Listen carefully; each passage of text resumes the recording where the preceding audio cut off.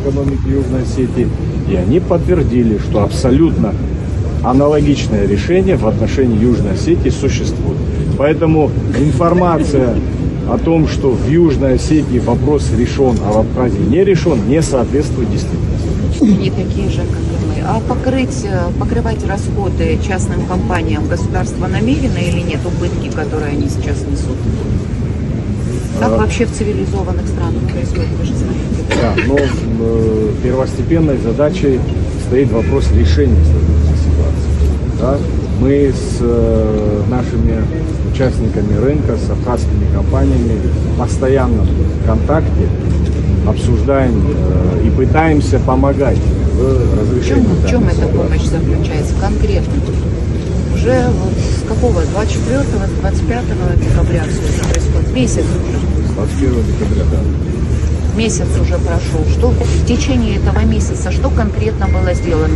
Может, подорожник поделится с ними своим бензином, который они закупают? Какие-то шаги можно придумать, предпринять, если у нас правительство, премьер дееспособные? Можно какие-то шаги предпринять? Да. Значит, из того, что уже удалось решить, это решение принято 22 января.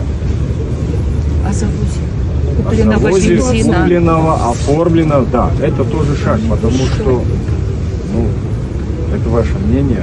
Ну, как мое мнение, соглашение, люди принимают соглашения, не согласовывая с вами. Зачем все правительственные соглашения были бы нужны нашей стране, если вот так можно сегодня по бензину, завтра еще по какому-то вопросу. Но вы поставили хотя бы этот вопрос. Это нарушение прав абхазской стороны. Каким образом можно? Я не могу сейчас Конечно, не можете. Конечно. Ничего, что касается этих вопросов, вы не можете комментировать. Вы позвонили, сказали, вы направили какую-то ноту по международным каналам. Вы спросили вообще, по какому праву правительство России принимает решения, не согласованы. Может, все-таки они были согласованы с абхазским правительством? Мы разбираемся. 24 числа РИА Новости 24 декабря уже писала об этом.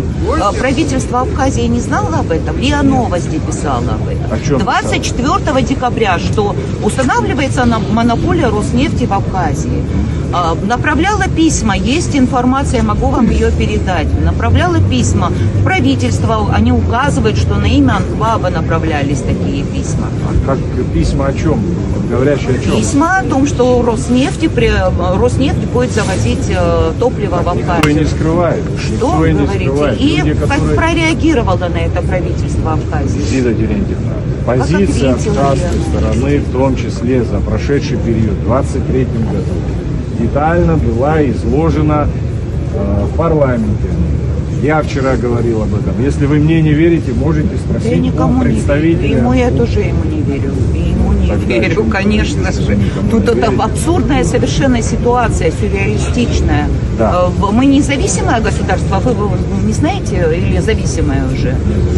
Мы уже вошли в состав России или еще какие-то у нас? Нет, не вошли еще? Ну хорошо, спасибо. Есть какие-то... Закончим, да.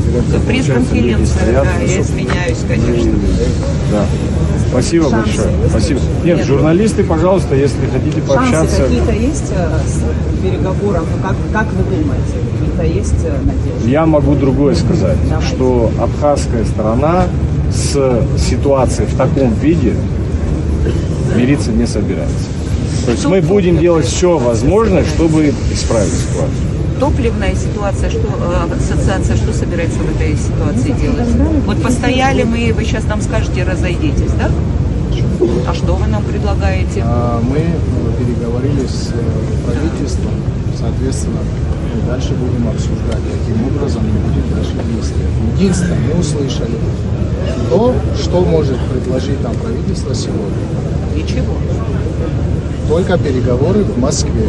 Правильно? Через неделю. Вы Понятно, что мы требуем решения какие вопроса еще вчера. Убытки у вас какие за это время? За это время пока не подсчитаны, но не будут значительны. Эти вопросы тоже обсуждаются, они тоже ставятся.